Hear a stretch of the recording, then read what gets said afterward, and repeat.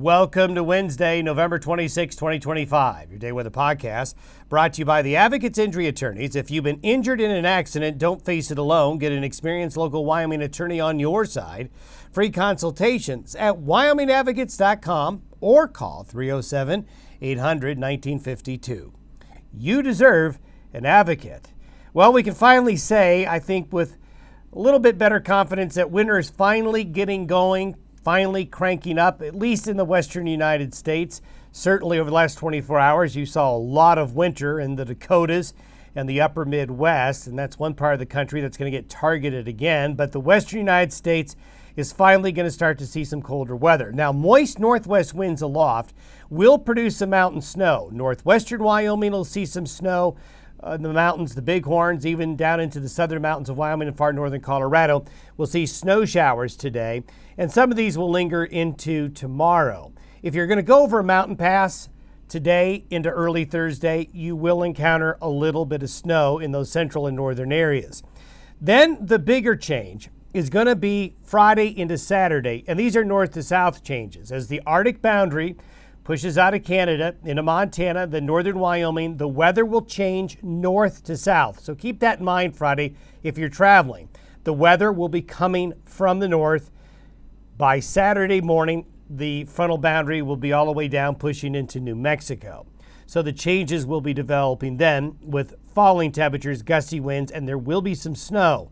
Another small system is going to overrun the cold air as we get into Sunday and Monday.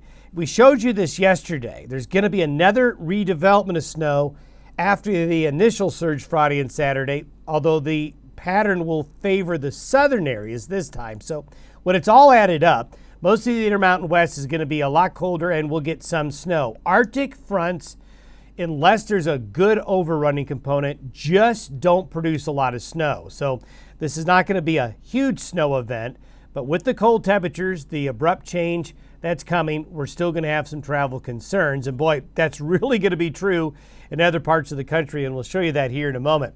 Nice shot of a little fresh snow on Hart Mountain in northern Wyoming from that wave that came through earlier. Kelvin-Helmholtz clouds. Yep, see that little wave action? When we get strong winds aloft from the northwest, along and east of the divide, we'll get a wave function and a feature, and you'll get these wave formations that will sometimes show up like that. And that was showing up in Douglas yesterday. Sun pillar from the snowy range in the Wold Track area of southern Wyoming. And here's some morning fog around Grand Junction with those colder temperatures at night finally coming on in. So now we're going to show you some contrast. Aaron, all the way in Alaska, sending this photo of, boy, fleeting sunshine up there, losing it quickly. So we're going to get a little taste of this, but if you don't like this, I'll show you a picture of this from Florida. So we can kind of go back and forth, pick whatever we want, at least virtually. Satellite photo this morning shows the instigator of the bigger changes out here across the Pacific Northwest coast. Here's the low clouds and the very cold air that was associated with our system earlier this week that hit North Dakota and the upper Midwest hard with snowy, wintry conditions yesterday. Big lake effect snows, as we'll show you here in a minute. This is that fetch of moisture we showed you that was going to come in today from the Pacific Northwest.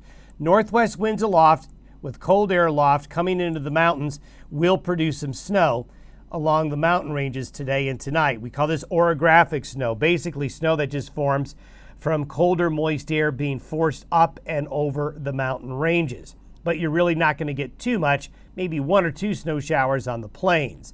So when we see where we are this morning, that low off the coast of Washington and Oregon, that cold low into Wisconsin and Michigan there, we'll show you that here in a second because it's going to be causing a lot of bad weather up here today in the form of harsh winter weather conditions, then eventually lake effect snow off of Lake Ontario and Lake Erie.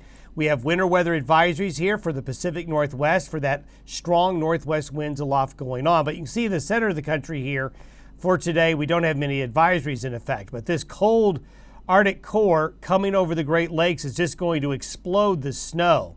Look at portions of southern Canada, the UP of Michigan. These snowfall totals of 1 to 2 feet or more, I think, are certainly a real possibility. Then you can just see the classic lake effect. So this is going to be happening today, tonight, tomorrow. So this is basically over the next 36 hours in this part of the country. So that's going to affect airports from Minneapolis through Green Bay, then through possibly parts of Michigan, maybe even in the Cleveland area, then eventually New York State.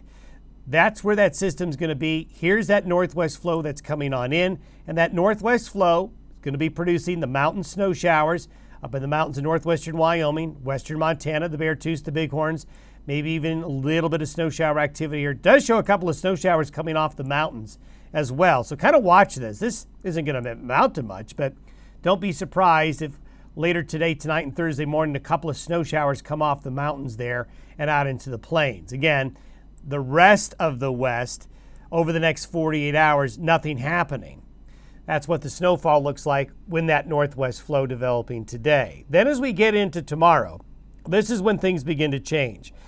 We have the high building in Western Canada, the flow aloft starting to direct that colder air closer to us. And this upper level low right here is going to drop south like this and will drag the very cold air that's up here now into the lower 48 states. So this is Friday and this is by Sunday morning. Couple of things to note. Doesn't look like much, but there's a little wave right here. That's going to be the Sunday feature. But as the cold air comes in Friday night, and Saturday, this is how the weather will evolve. So this is what I was talking about at the beginning. The weather changes north to south. So I'm going to step through 6-hour increments so you can kind of get the timing of the weather system coming in. So this is overnight Thursday, basically Thursday sundown to about midnight Thursday. So you can see the front is right along the Montana-Canadian border. By Friday morning, the snow expands across Montana, getting further south, closer to the Wyoming border. By around noon Friday, we're probably going to be snowing on the Montana-Wyoming border, widespread light to moderate snows into Montana. And then once we hit Friday afternoon, that's when the front really starts to accelerate. So your travel opportunity for Friday is going to be early. In Montana, you're just going to have to be dealing with it. But if traveling across Wyoming, you're going to want to get an early start Friday, because by Friday afternoon, the front is pushing south rapidly, and then overnight Friday into Saturday morning. Again, this is not a big snow event, but you're going to see a huge drop in temperature quickly, and that's going to cause the roads to become icy. Even if it's not a lot of snow, this is where the bridges and the exit ramps get to be a problem when you're driving quickly, and all of a sudden you hit an icy bridge. And then by Saturday morning, and then by noon Saturday, most of the snow's done, but the Arctic air pours in behind it. So this is the snow potential through Saturday, about midday Saturday. So you can see Montana's going to get the most of it, down into the Dakotas as well. And just enough snow, not a lot, but enough to be a problem for traveling through Saturday morning into the mountains of Colorado. Then temperatures will be sharply colder. These are temperatures by midday Saturday, and by Sunday afternoon, you can see the cold overspreading the area. The deepest cold will be in Montana over into the Dakotas, but you can see the blue gets west of the Continental Divide as well. Then I talked about another little opportunity for snow, and that's going to come with this wave right here during the day Sunday.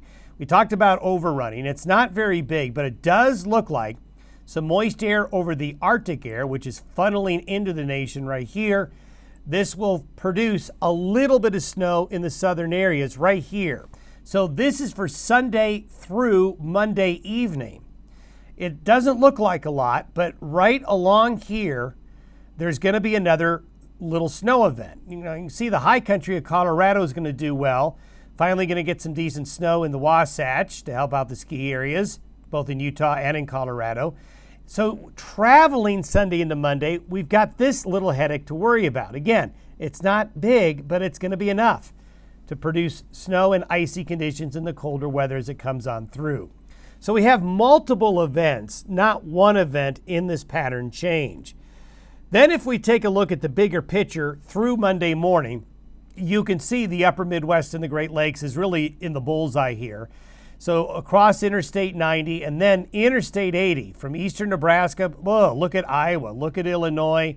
Along this stretch right here, If you have any flights that connect through Chicago this weekend, I apologize, because by as early as Saturday, the snow's going to break out in this area right here. So you can see that a lot of the major airports to the south and east, there is going to be rain down here and some thunderstorms. So it's not to say that there won't be travel headaches down here through airports, but certainly take a look at Chicago. This is the snow potential this weekend from Iowa through Wisconsin into southern Michigan, northern Iowa, getting into northern Indiana, and parts of Ohio will be affected by this as well. Then next week, this map looks just like the map I showed you, but this is actually for Wednesday. So the Arctic reloads, we have another push of colder air, and we have another push of Pacific moisture.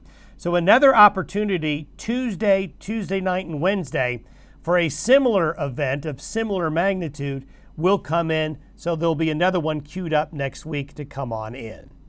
We will be updating our regional travel forecast today. I'll also have a podcast update for you tomorrow, and we'll update the travel forecast again for you Thursday and Friday as well. Have yourself a good Wednesday. We'll talk to you on Thanksgiving.